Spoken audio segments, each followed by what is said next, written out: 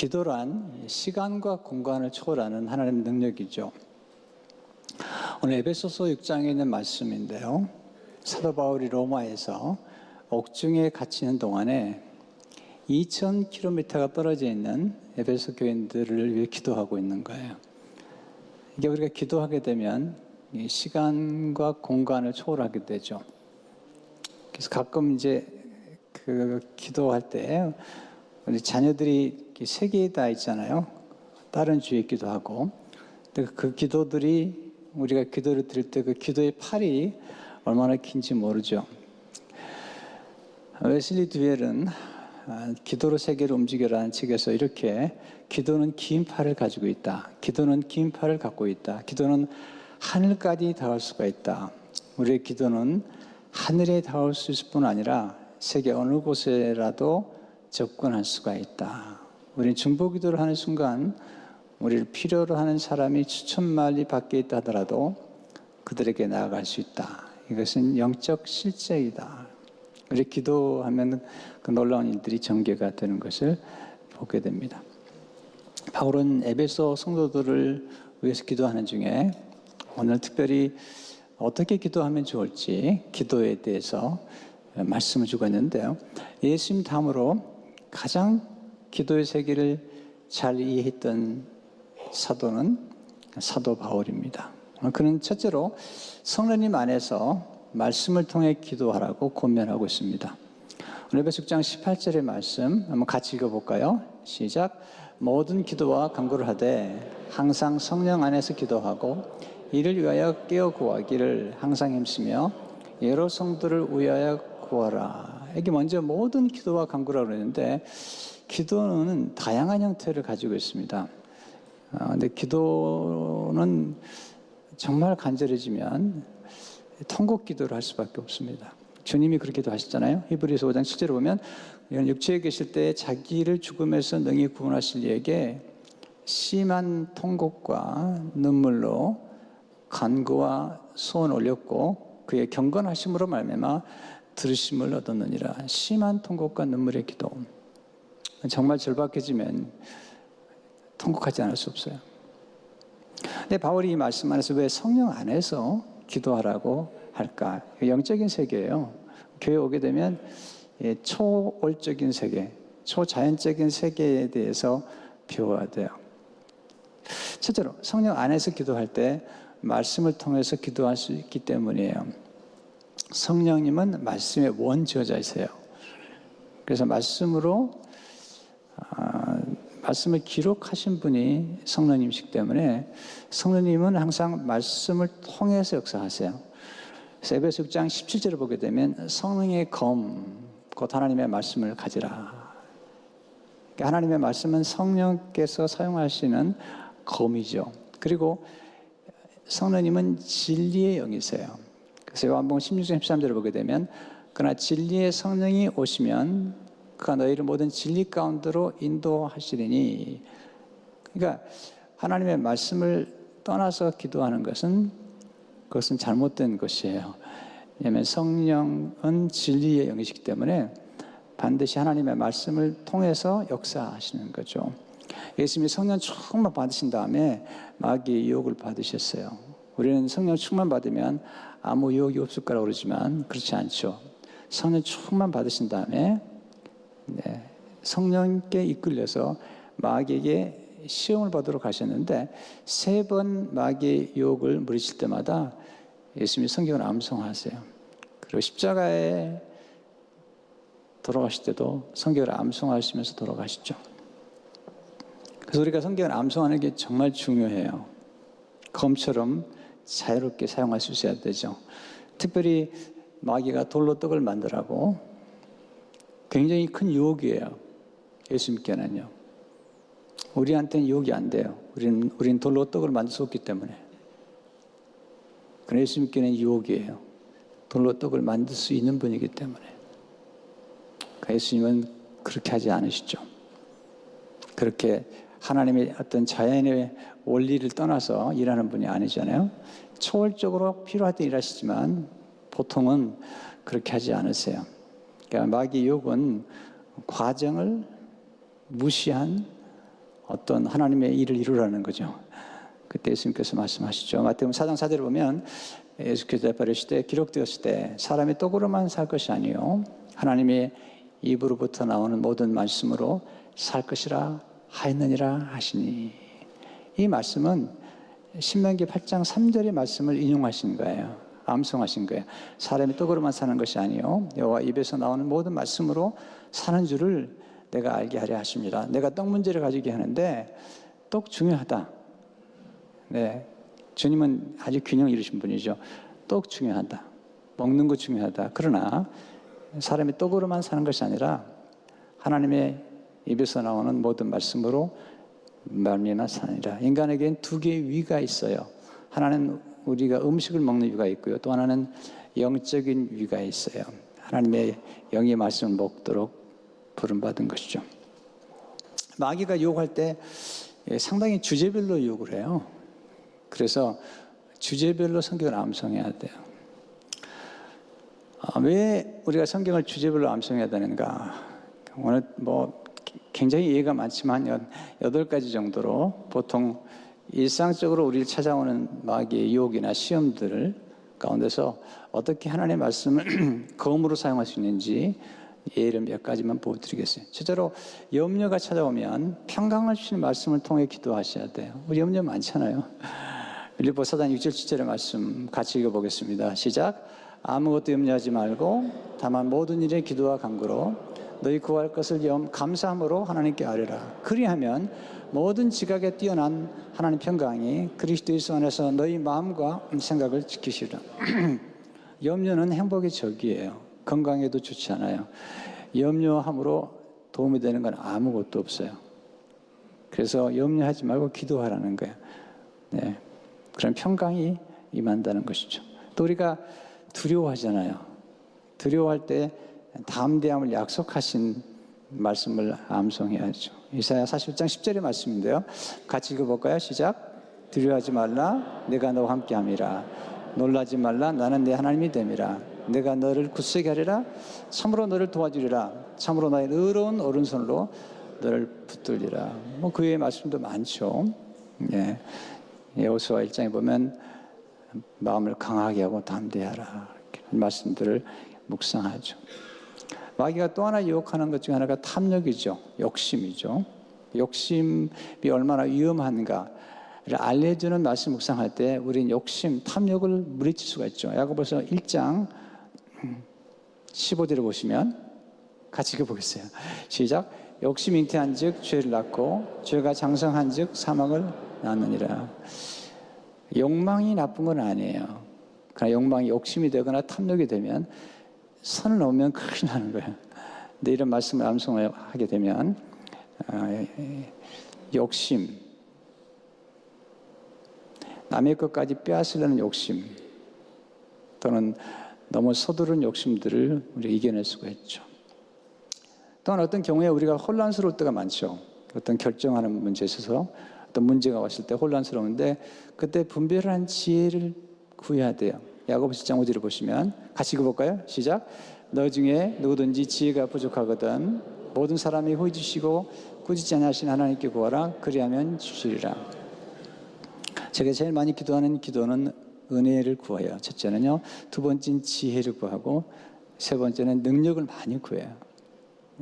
세 가지 매일 구한다고 해도 과언이 아니죠. 또 하나 마귀가 우리에게 주는 것은 절망이죠. 좌절을 시키는 거죠.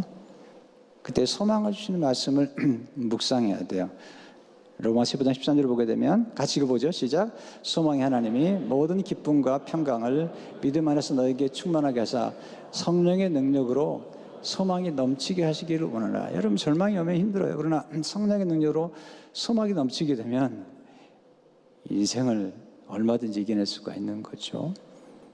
두 번째, 성령님 안에서 기도할 때 우리는 하나님의 뜻을 따라 기도할 수 있죠. 우리는 뜻을 따라 기도하는 게 아니라 아무렇게나 기도할 때가 많잖아요. 성령이 오시게 되면 하나님의 뜻을 따라 기도할 수 있도록 로마서 8장 26절 17절을 보면 같이 읽어볼까요? 시작. 이와 같이 성령도 우리의 약함을 도우시나니 우리는 마땅히 기도할 바를 알지 못하나 오직 성령이 말할 수 없는 탄식으로 우리를 위하여 친히 간구하시느니라. 마음을 살피시니가 성령의 생각을 아시나니 이는 성령이 하나님의 뜻대로 성도를 위하여 간구하십니다. 네, 하나님의 뜻은 선하고 기뻐하고 온전하신 뜻이죠. 세 번째, 성령님 안에서 기도할 때 중보 기도를 드릴 수가 있어요. 우리 기도가 좀 범위가 넓어져야 되는데 성령 안에서 기도할 때 성도들을 위해서 또는 목회자들과 선교사님들을 위해서 기도할 수가 있죠. 에베소 6장 18절 20절을 보면 모든 기도와 간구를 하되 항상 성령 안에서 기도하고 이를 위하여 구하기를 항상 힘쓰며 여러 성도를 위하여 구하라. 또 나를 위하여 구할 것은 내게 말씀을 주사 나로 입을 열어 복음의 비밀을 담대히 알리게 하옵소서 할 것이니 이 일을 위하여 내가 쇠사슬에 매인 사신이 된 것은 나로 이 일에 당연히 할 말을 담대히 하게 하려 하심이라. 사도 바울이 기도를 부탁해요. 성도들이 기도하고 나를 위해서 기도해달라. 하나님 말씀을 내게 주셔서 복음의 비밀을 담대히 알리게 해달라고. 두 번째, 그게 성령님 안에서 담대히 하나님 아버지께 나아가서 기도하셔야 됩니다. 기도할 때 우린 죄인이기 때문에 죄인된 우리들이 담대히 나갈 수가 없잖아요. 원래 죄인은 하나님께 나갈 수가 없죠. 죄인은 심판과 저주가 임하잖아요. 근데 성령님으로 말미암아 거듭난 사람들은 예수 그리스도를 믿고 하나님의 자녀가 되기 때문에 예수님의 보혈을 통해서 우리는 담력을 얻게 돼요. 구원은 잘 들으세요. 구원은 우리가 어떻게 살아서 얻는 게 절대 아니에요. 성경을 기억하셔야 돼요. 그로 말미암아 예수 그리스도로 말미암아 그의 피로 말미암아 그 이름을 믿음으로 우리가 구원을 얻는 거야. 제발 부탁드려요. 30년 교회생활하고도 저기 와서 내가 이렇게 살아서 구원받겠냐고. 우리가 이렇게 살아서 구원받는 게 아니고 예수님이 십자가에서 우리 위해서 죽으시고 피를 흘려주셨기 때문에 구원받는 거예요. 이게 복음이라는 것이죠. 실제로 예수님 이름과 보혜자의 능력으로 담대히 하나님 아버지께 나갈 수 있죠. 에베소 3장 10절을 보게 되면 한번 이거 같이 읽어봐요. 같이요. 시작. 우리가 그 안에서 그를 믿음으로 말미암아 담대함과 하나님께 당당히 나아감을 얻느니라. 그 안은 예수님이죠. 예수님 안에서 예수 믿음으로 담대함과 하나님께 당당히 하나님 아버지께 당당히 나아감. 왜 그럴까요? 이건 법적인 용어예요. 하나님 앞에 감히 나갈 수 없는데 어떤 법적인 지위를 얻은 거예요. 그 지위가 뭐냐면 하나님의 자녀가 되는 권세를 얻은 거죠. 요한복음 1장 12절을 보시면 영접하는 자고 그 이름 믿는 자들에게는 하나님의 자녀가 되는 권세를 주셨으니 이 권세가 정말 중요한 권세죠. 여러분 자녀를 키워보면 알잖아요. 네, 저도 딸을 둘 키워보는데 이 두 딸의 권세가 보통이 아닙니다. 네, 식사를 한번 와서 하라고 그래도요. 생각해 볼게요. 이 정도죠. 대단한 권세를 가지고 있어요. 아무 때나 오고요. 아무거나 가져가고요. 그렇게 당당할 수 없어요. 다 맡겨놓은 것처럼 얘기를 해요. 이게 부모를 향한 자녀의 권세인데 우리 예수 믿게 되면 하나님의 자녀가 되잖아요. 하나님의 자녀가 됐기 때문에 그 자녀 권세로 하나님께 당당히 나아가서 기도하는 것이죠. 또 하나는 예수님 피예요. 보혈이죠. 예수님 피가 우리 죄를 깨끗게 했고 우리의 모든 죄에 대한 형벌을 다 가져가셨어요. 그래서 담력을죠. 히브리 10장 19절에 보면 그러므로 형제들아 우리가 예수의 피를 힘입어 성소에 들어갈 담력을 얻었나니. 여러분 담대함이 정말 중요합니다. 살아가면서 그 담대함을 잃어버리면 안 됩니다. 그 담대함은 우리에게서 나오는 게 아닙니다. 우리의 도덕이나 우리의 수양으로 나오는 게 아닙니다. 도덕이나 수양도 중요하지만 우리의 담대함은 예수 그리스도 이름의 권세와 우리 예수 믿고 하나님의 자녀가 되었다는 권세와 그리고 예수님의 보혈이 우리의 모든 죄를 깨끗게 했다는 과거에 지은 죄와 지금 짓고 있는 죄와 때로는 앞으로 지을 죄까지 모두 용서하셨다는. 그래서 우리에게는 형벌이 없어요. 예수님 받으셨기 때문에. 그게 담대함의 근원이죠. 그래서 히브리 10장 35절에 보면 그러므로 담대함을 버리지 말라. 이것이 큰 상을 얻게 하느니라. 여러분 하나님께 나가서 당당히 구하세요. 그리고 기도하셔야 돼요. 하나님은 자원이 무한하세요. 인간적인 육신의 부모는 자원이 한계가 있기 때문에 자녀가 구하는 모든 걸 줄 수 없습니다. 하나님은 자녀가 자원이 무한하시고 지혜가 무한하시고 능력이 무한하세요. 그렇기 때문에 우리가 크게 구해도 하나님이 놀라지 않으세요. 때로 우리가 너무 작게 구하면요 하나님 좀 실망하세요. 아주 훌륭한 의사 선생님 만나가지고 반창고 하나 주세요. 그러면 그 닥터가 되게 실망할 것 같아요. 그죠? 그처럼 하나님께 나가서 너무 작게 구하면 하나님 실망하세요. 많은 분들이 하나님 너무 작게 생각하세요. 하나님 크고 위대하신데. 에피 마이어가 이런 말 했어요. 우리 인생의 가장 큰 비극은 응답받지 못한 기도가 아니라 드리지 못한 기도라는 거예요. 드려보세요, 기도를. 네. 우리는 기도에 대해서 많이 얘기하는데 여러분이 기도를 직접 드렸어야 돼요. 그리고 이렇게 테스트를 해야 돼요. 하나님이 어떻게 역사하는가. 어떤 기도는 yes, 어떤 기도는 no 필요하지 않기 때문에 또는 어떤 데는 wait, 기다리라는 거죠. 어떤 때는 너무 정확하게 기도 응답하실 때도 많아요. 저는 그런 경험들을 많이 했기 때문에 마지막 순간까지 기도를 멈추지 않을 때가 많아요. 하나님 어떻게 우리 기도에 응답하시는지. 근데 이런 기도 응답들이 너무 많아요. 제 생각 가운데. 정말 섬세하게 하나님 역사하셨던 순간들이 정말 많으세요. 그래서 기도를 많이 할 수밖에 없죠. 두 번째, 성령님 안에서 담대히 하나님 아버지께 나아갈 수가 있죠. 그러니까 예수님으로 말미암아 담대할 수가 있고요. 성령님 안에서 에베소서 18절에 보시면 이는 그로 말미암아 이 그는 예수님이세요. 우리 둘이 그 다음에 한 성령 안에서 아버지께 나감을 얻게 하려 하십니다. 놀라운 일이죠. 자, 성령님께서 어떻게 우리에게 담대함을 주실까요? 첫째로 성령님의 인치심을 통해서 담대 하나님께 나아갈 수 있어요. 인치심이란 이 교리, 이 신학을 이해해야 돼요. 에베소서 13절을 보시면 한번 같이 읽어볼까요? 시작. 그 안에서 너도 진리의 말씀 곧 너의 구원의 복음을 듣고 그 안에서 또한 믿어 약속의 성령으로 인치심을 받았느니라. 이게 도장이라는 게 굉장히 중요하잖아요. 요즘 사인하지만 도장이 사인인데 인을 찍는 거죠. 어릴 적에 한국에서 기억하기로는 제일 좋은 게요. Made in USA가 좋았어요. 네, 껌도요. Made in USA는요. 좋았어요. 씹고 벽에 붙였다가 그 다음날 또 씹고 그랬어요. 그래도 괜찮아요. Made in USA는요. 네. 그러니까 우리는 뭘 보면 어느 나라에서 만들어지 보는 것처럼, 근데 이게 하나님이 우리에게 인쳤다는 것은 원래 우리는 마귀에 속했었던 거예요. 죄 때문에. 근데 마귀의 인을 받았는데 하나님이 우리를 흑암의 것을 건져내신 다음에 예수님으로 인을 치시고 성령이 인을 치셨잖아요. 여러분의 머리에 영적으로 보면 십자가로 인을 쳐놓으신 거예요. 피로 인을 치시는 거죠. 하나님의 인치심은 뭘까? 성령의 인치심은 우리가 하나님의 자녀라는 것을 확정하는 거죠. 또한 하나님의 소유라는 것을 확정하는 게 굉장히 중요한 거예요. 하나님의 소유다. 하나님께 속해 있다는 거예요. 소를 키워서 파는 분들을 보니까 수백 마리의 소를 키울 때 자기 소유다는요, 지금도 도장을 찍어요. 그 몸에다가. 하나님이 그러신 것. 또한 성령 주시면 우리가 하나님 보호 아래 있다는 거예요. 보호 아래. 하나님이 끝까지 책임지신 거죠. 두 번째, 성령님께서 보증이 되심으로 우리가 담대히 하나님께 나갈 수 있죠. 보증이라는 말. 성령이 우리의 보증, 에베소 10장 14절 보게 되면 이는 우리 기업의 보증이 되사, 이게 뭐냐면 우리가 하나님의 나라를 기업으로 얻는 보증을 받게 되는데, 우리가 하나님의 나라에 들어간다는 확신을 하게 만들어주는 보증이 뭘까?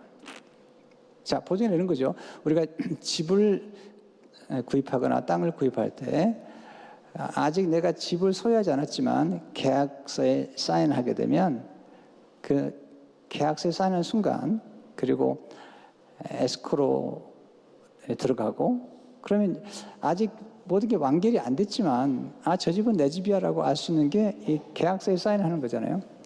그 당시 고대에는 땅을 사고 팔 때 땅을 파는 사람이 땅을 새로 사는 사람에게 보증으로 그 땅의 흙을 자료에 담아다가 준 거죠. 이게 보증이라는 거죠. 보증. 개런티 해주는 거예요. 당신 땅이라고. 우리가 성령의 은혜를 체험하게 되면 우리는 하나님의 나라에 대한, 하나님의 나라의 유업에 대한 개런티를 받는 거죠. 그래서 고린도서 1장 20절에 보면 그것 또한 우리에게 인치시고, 여기 인쳤다는 말이 영어에 보면요, ownership이라는 거예요. set His seal of ownership on us. 우리가 하나님의 거라는 거야. 마귀 손대지 말라는 거야. 그 다음에 보증으로 우리 마음에 성령을 주셨는데 이 보증이라는 말이 deposit. 그 다음에 guarantee라는 말을 썼어요. 우리 하나님 나라에 들어간다는 것, what is to come. 앞으로 올 일에 대해서 guarantee를 해주는 거예요. 이게 성령의 역사이기 때문에 우리가 성령을 경험하게 되면 그런 역사를 경험하다. 세 번째, 성령께서 하나님의 자녀됨을 증언해 주심으로 담대함을 더해 주시는 거예요. 로마서 8장 15절 16절을 보게 되면 너는 다시 무수하는 종의 영을 받지 아니하고 양자의 영을 받았으므로 우리가 아빠 아버지라 부르짖느니라. 성령이 친히 우리 영과 더불어 우리가 하나님의 자녀인 것을 증언하시나니. 우리가 하나님의 자녀라는 사실을 예수 믿고 하나님의 자녀가 되는데 자꾸 마귀가 와가지고 의심을 하게 만드는 거예요. 하나님의 자녀가 아닌 것처럼. 그래서 기도하지 못하게 만드는 거죠. 여러분, 하나님이 우리를 자녀 삼으신 다음에 우리가 자녀라는 사실을 확증해 주는 게 성령이세요. 성령. 그래서 하나님 향해서 아버지라고 부를 수 있는 거예요. 여러분, 우리가 처음 예수 믿으면 아버지란 말 하기가 좀 어렵습니다. 자, 육촌 친척이 하나 있는데 이제 결혼하기 전에 이제 그 신랑 되는 아버지를 이제 처음에 만났는데 인사하고 그랬어요. 그리고 보통 이제 보통 우리가 남자들 만나면 여자분들은 아저씨라고 그러잖아요. 근데 이제 결혼하기 전에 만난 다음에 결혼 후에 이제 만난 다음에 시아버지가 되시잖아요. 근데 시아버지란 말이 안 나오고 아저씨라고 나온 거예요. 네. 혹시 하나님 아저씨라고 부르는 분이 계신지 모르겠네. 우리가 이게 예수 믿긴 하지만 처음에 신앙생활 처음 갔다 오면 이렇게 익숙하지 않을 수가 있어요. 언어에도 익숙하지 않을 수 있는데 또는 친아버지, 육신 아버지에 대한 실망을 많이 가진 분들이 하나님 아버지를 부르기 어렵다고 그러더라고요. 근데 성령께서 오셔서 우리가 하나님 아버지라고 부를 수 있도록 도와주는 거죠. 네 번째로 성령께서 죄와 사망의 법에서 자유케 하심으로 담대함을 더해주죠. 마귀는 죄와 사망의 권세를 가지고 역사하잖아요. 죽음을 두려워하잖아요. 근데 성령이 오시게 되면 우리가 영생의 소망과 함께 생명의 성령의 법으로 우리를 완전히 자유케 하세요. 로마서 8장 1절에 보면 그러므로 이제 그리스도 예수 안에 있는 자에게는 결코 정죄함이 없나니 그리스도 예수 안에 있는 생명의 성령의 법이 죄와 사망의 법에서 너를 해방하였습니다. 그래서 성령 오시면 우리가 자유함을 누리게 되죠. 여러분, 성령님 안에 중보기도를 드릴 때 놀라운 일들이 전개가 돼요. 수많은 간증들이 있어요. 네, 수많은 간증들이. 또 여러분도 그런 간증을 체험하실 거예요. 기도하는 손이 얼마나 긴지 몰라요. 네, 여러분 자녀가 어디 있든지, 한국에 있든지 외국에 있든지 또는 선교 나가실 때 먼 곳에 있다 하더라도 손을 들면, 모세가 손을 들면 아말렉이 지고 손을 내리면 아말렉이 이겼잖아요. 이게 손이 굉장히 중요해요. 기도의 손이에요. 여러분, 성경은 기도할 때마다 천사가 동원되는 얘기를 너무 많이 하고 있어요. 네, 아브라함, 다니엘, 또 사도행전을 보면 천사가 많이 나오고 예수님이 기도할 때도 천사가 돕잖아요. 그리고 22장 43절 34절 보게 되면 천사가 하늘로부터 예수께 나타난 힘을 더하더라. 예수께서 힘쓰고 애써도 간절히 기도하시니 땀이 땅에 떨어지는 핏방울 같더라. 자, 보세요. 우리가 기도할 때 성령께서 함께 역사해 주세요. 성령 우리 기도의 파트너 되시고 우리가 기도할 때 천사가 바쁘게 움직여요. 여러분, 성경은 있는 그대로 믿으세요. 정말 여러분 자녀를 위해서도 기도할 때 천사로 지켜달라고 기도하셨대요. 그래서 기도한다는 게 참 놀라운 일이에요. 네, 때로는 짧은 기도 하나가 놀라운 기적을 일으키죠. 이삭이 아내 리브가가 아이가 없으니까 남편이 기도해요. 창세기 25장 20절 보니까 이삭이 그의 아내가 임신하지 못함으로 그를 위하여 여호와께 간구하며 여호와께서 그의 간구를 들으셨으므로 그의 아내 리브가가 임신하였더니 남편의 기도를 듣고 리브가가 임신했어요. 근데 쌍둥이에요. 근데 쌍둥이를 잉태했는데 하나님이 놀라운 얘기를 하세요.